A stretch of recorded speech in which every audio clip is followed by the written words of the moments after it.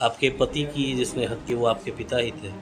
हाँ, वो मेरे पति के सीने पे बैठ के हाँ। उनके सिर में गोली मारे, और जो मेरे बड़े पापा थे वो लोग साइड से मारे, और उसको मारने के बाद बोल रहे हैं कि जी उसको मायका मत कहिए, वो मायका ना है। मायका नहीं है आपका? नहीं, वो मायका ना है, उस घर में सिर्फ कातिले भरे पड़े हैं। देख रहे हैं भोरे न्यूज़ अपडेट और मैं हूं सुरेश कुमार राय।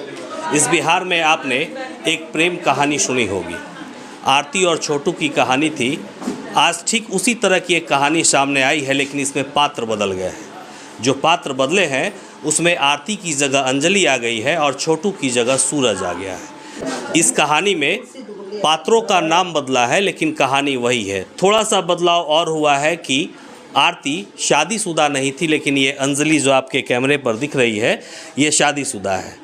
दोनों की नज़रें चार हो जाती है, दिल में मोहब्बत का तूफान खड़ा होता है और ये घर छोड़कर चले जाते हैं। जैसे आप देखते होंगे कि जो प्रेम कहानियाँ आजकल सामने आती हैं कि घर छोड़कर प्रेमी जोड़े भाग गए, वापस आते हैं, परिवार उन्हें अपना लेता है, लेकिन यहाँ जो हुआ वो सुनकर आपके रोंगटे खड़े हो जाएंगे। दोनों ये सोचकर आते हैं कि इनका परिवार भी इन्हें अपना लेगा, लेकिन इनके सुहाग का कातिल कोई और नहीं, इनके पिता ही निकल जाते हैं, इनके परिवार वाले ही निकल जाते हैं। आज जिस माँ के आंचल में ये अंजलि कभी बड़ी हुई थी, आज उसी माँ और उसी पिता को सज़ा दिलाने की बात कह रही हैं, और इनके पति का कातिल कोई और नहीं, इनके ही परिवार के लोग हैं। तो अंजलि हमारे साथ हैं और अंजलि से थोड़ी सी जानकारी हम लेंगे कि आखिर ये प्रेम कहानी कब शुरू हुई और उसका जो खौफनाक अंजाम हुआ वो कैसे पहुंच गया। अंजलि, आपकी प्रेम कहानी कब शुरू हुई थी? 3 साल हो 3 साल पहले। शुरुआत कैसे हुई थी? देखिए, मैं मजाक नहीं बनाना चाहती हूँ अपने प्यार का। चलिए, ये प्यार का मजाक नहीं बनाना चाहती और हम भी नहीं बनाना चाहते, कहानी आगे बढ़ाते हैं। एक चीज़ बताइए, आप लोगों ने घर छोड़कर भागने का फैसला कब किया? 1 साल पहले। 1 साल पहले। और 1 साल से बाहर ही थे आप लोग? हम लोग बाहर ही, तुम यहाँ नहीं आए। वो तो यहाँ पे मेरे बड़े पप्पा ने जाल बिछा के बुलाया। आप दोनों को? हाँ, मेरे पति के ऊपर झूठा अंजाम लगा के उसके बाद बुलाया, इसके कारण हम लोगों को यहाँ आना पड़ा। अच्छा, और जिस दिन वो आए उसी दिन वो घटना हो गई? नहीं, घटना उसके 1 महीने बाद हुई। आप कहाँ थी उस समय जिसमें ये घटना हुई थी? सिवान में मेरा दवा चल रहा था, मैं वहीं रहती थी। आपका इलाज चल रहा था? और उनके प्यार की निशानी इनके गर्भ में पल भी रहा है और 7 माह की शायद गर्भवती है। घटनाक्रम की जानकारी आपको कैसे मिली थी?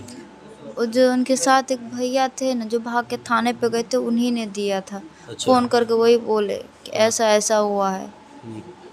और उसके बाद से आप यहाँ रह रही हैं? कभी अपने मायके की तरफ नहीं गई? जी उसको मायका मत कहिए, वो मायका ना है।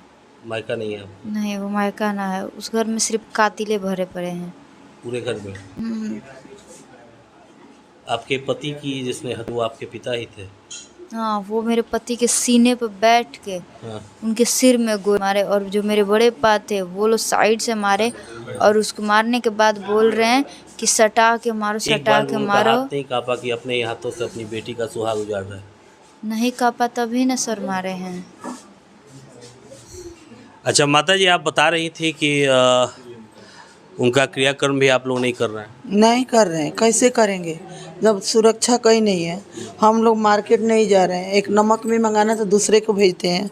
हम मर रहे हैं, हमारा इलाज चल रहा है, लेकिन हम दवाई कराने नहीं जा रहे हैं, हम डॉक्टर के पास नहीं जा रहे हैं। इसको हॉस्पिटल दिखाना, उस दिन सिवान में इसको एडमिट थी जिस दिन खतरा हुआ, ये हॉस्पिटल से इसको हम लेके वो सदर हॉस्पिटल गए, उस दिन से बीमार है, इसको हम लेके हॉस्पिटल नहीं जा रहे हैं।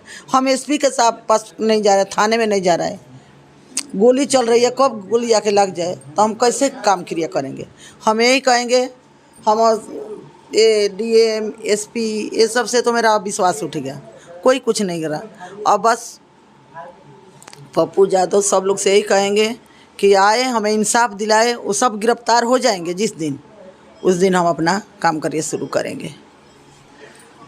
ये घटना 2 अक्टूबर को हुई थी। उस दिन महात्मा गांधी की जयंती थी। वही महात्मा गांधी जिन्होंने पूरी दुनिया को अहिंसा का पाठ पढ़ाया था, लेकिन यहाँ हिंसा का एक ऐसा खेल खेला गया जिसमें एक माँ की गोद सुनी हो गई तो एक पत्नी का सुहाग उजड़ गया।